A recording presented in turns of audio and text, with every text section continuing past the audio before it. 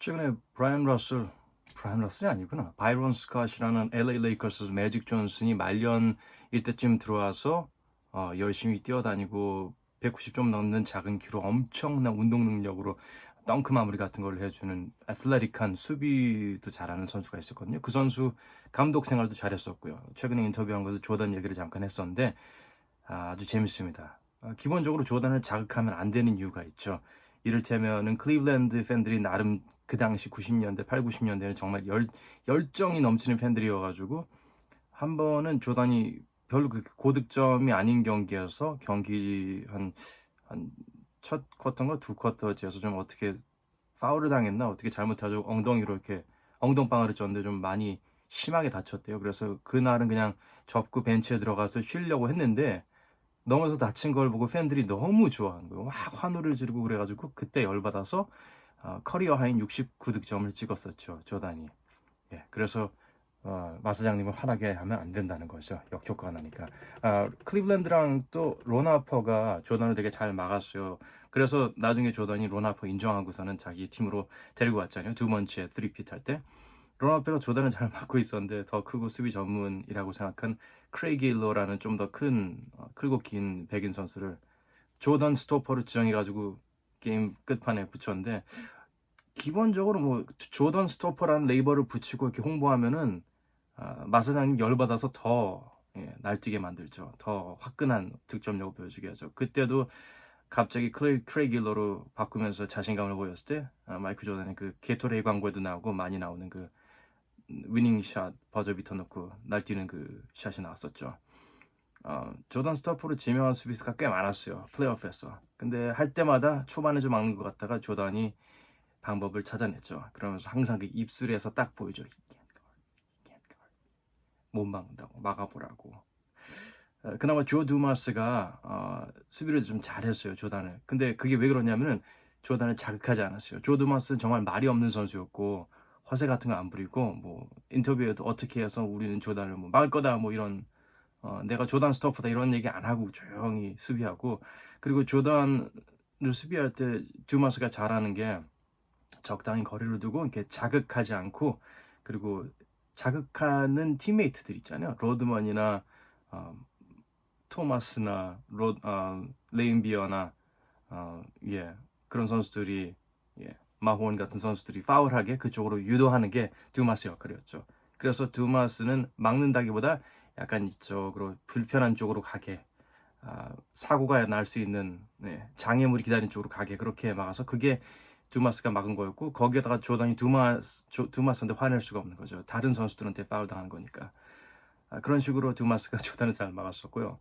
어, 케빈 존슨 같은 경우 제가 개인적으로 제일 좋아하는 선수인데 결승에서 93년도에 만났을 때 선즈에서 이런 작전을 세운 거죠. 조던은 뭐 점프슛만 쏘게 할 거고 우리는 절대로 돌파 못하게 할 거다. 그래서 발 빠른 케빈 존슨을 포인트 가드를 조던을 막겠다고 해가지고 정말 낮은 자세 조던을 막았는데 그게 또 조던을 자극해가지고 93년 결승 보면은 조던이 거의 다 돌파 거의 다 돌파 드라이브만 해가지고 득점을 합니다.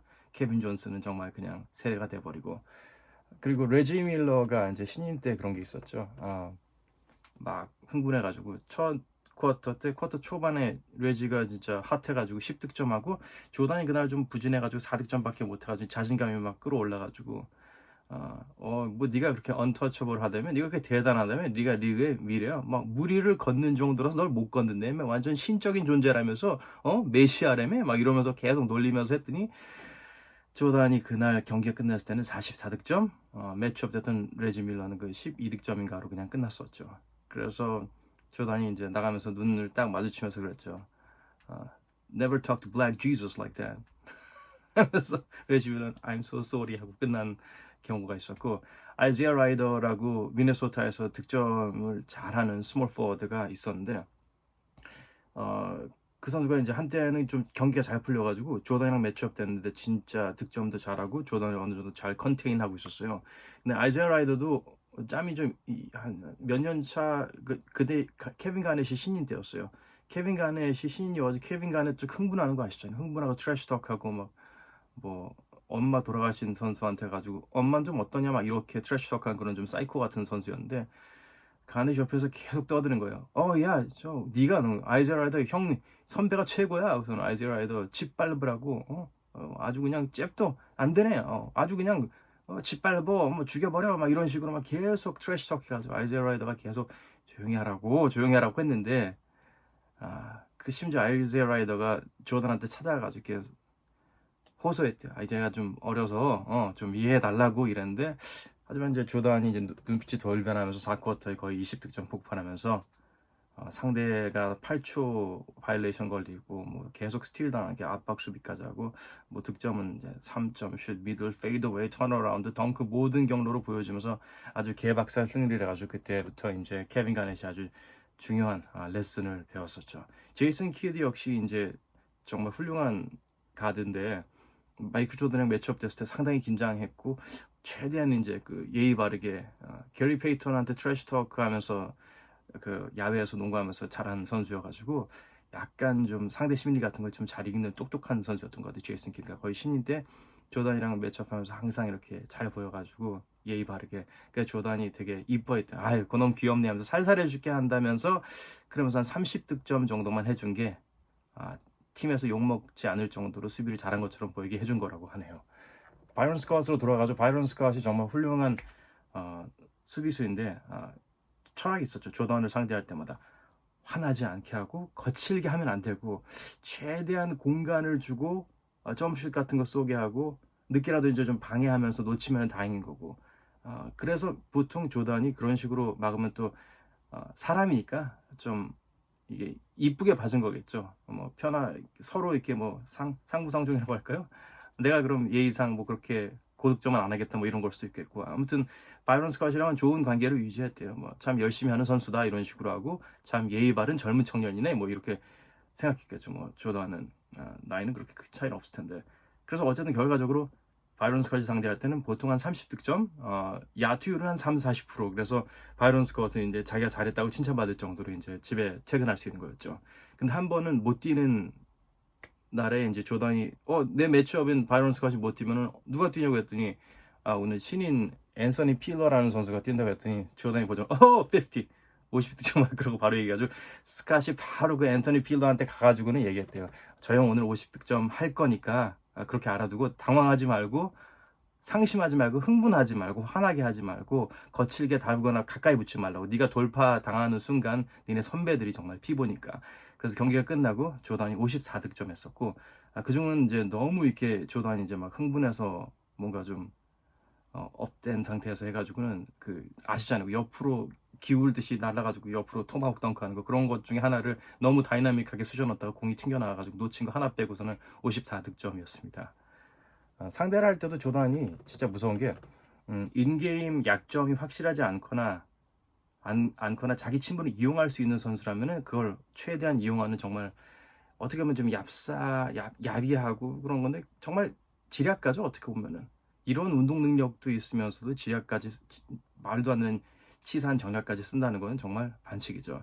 이를테면 결승 때 조지 칼이라고 소닉스 감독을 뭐 인사 안 받아서 자기가 열받았다고 뭐 삐진 티를 냈대요. 그래가지고 조지 칼이 은근히 약간 대인관계나 뭐 인기나 뭐 그런 거에 되게 좀 민감해요. 나중에 좀 관종 티가 나가지고 나중에 자서전 같은 거 봐도 이 사람이 얼마나 관종이었다는 게 티가 나거든요.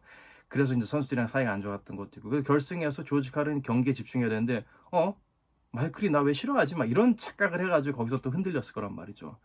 그리고 데니 인지가 93년도 선즈에서 뛰고 있을 때 거기서 아마 좀 대선배였을 텐데 마이클 조던이 이제 매치업이 됐을 때 결승에서 만나기 전에 시리즈 중에 이제 일부러 골프 치러 가고 그랬대요. 데니 인지랑. 왜냐하면 데니 인지가 야구, 농구, 미식축구 이 세 가지를 올 아메리칸 그러니까 뭐 이를테면 뭐 퍼스트 팀, 뭐 올스타 팀 이런 식으로 투표를 받은 적이 있었던 대학생 때 미친 운동선수거든요.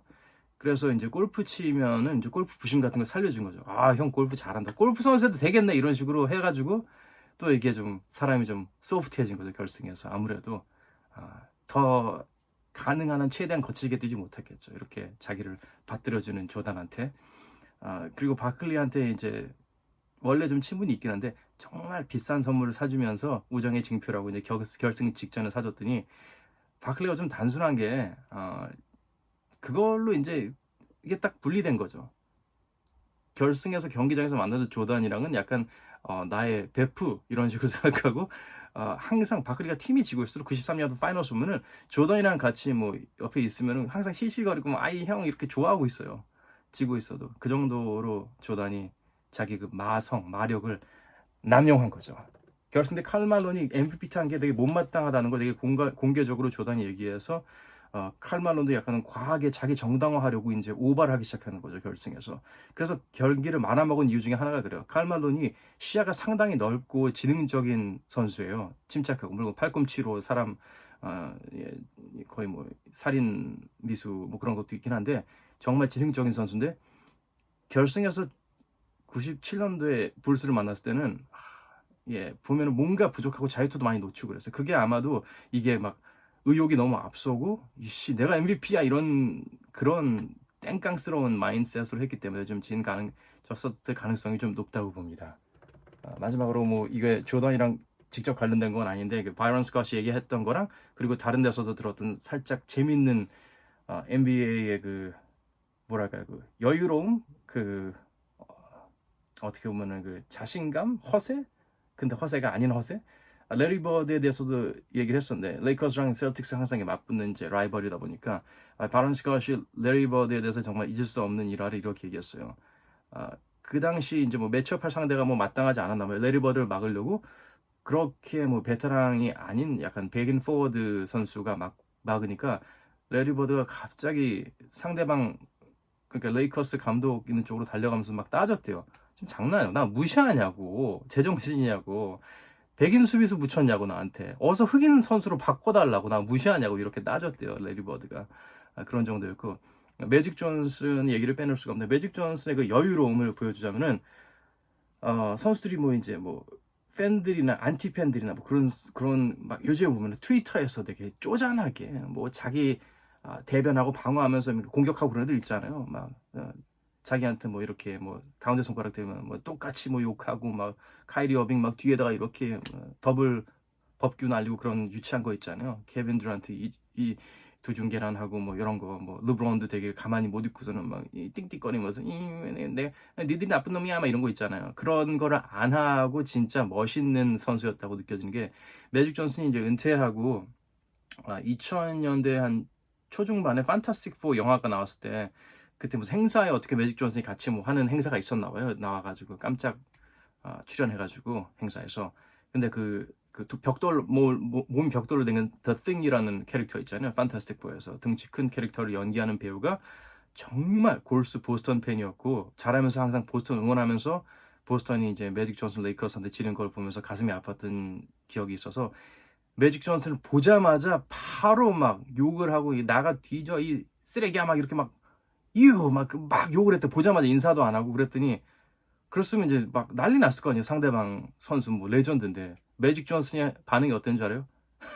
박수 치면서 보스턴 팬이시군요 이랬대요. 진짜 매력적이지 않습니까? 그렇게 막 보자마자 욕하는 사람한테 그렇게 말을 할 수 있다는 게 빌리 인비어라고 좀 반칙 대마왕 중에 대마왕이라고 하는 그 선수도 이게 어떻게 보면 뭐 팬이 귀찮을 수 있잖아요. 뭐 사인 안 해줄 수도 있고 뭐 욕할 수도 있고 물건 던질 수도 있고 뭐 어떻게 뭐 트위터에 뭐라 할 수도 있고 그런데 레인비어는 이제 팬들이 사인해달라고 하면 이제 사인해주면서 그 중에서 이제 반대편 팀 팬이었는지 아니면 어떤지 모르겠지만 어쨌든 그날 뭐 기분이 안 좋았는지 사인해달라고 했는데 사인을 해줬대요. 그래서 사인을 해줄 때 이제 레인비어에서 So how was your day? How was your day? 오늘 어땠어요? 레인비어 선수 이랬더니 It was perfect until now. 그러니까 이 순간 직전까지는 완벽했네요. 이렇게 답변을 했다고 하네요. 뭐 이런 뭐랄까요. 톡 쏘는 매력이 있는 것 같습니다.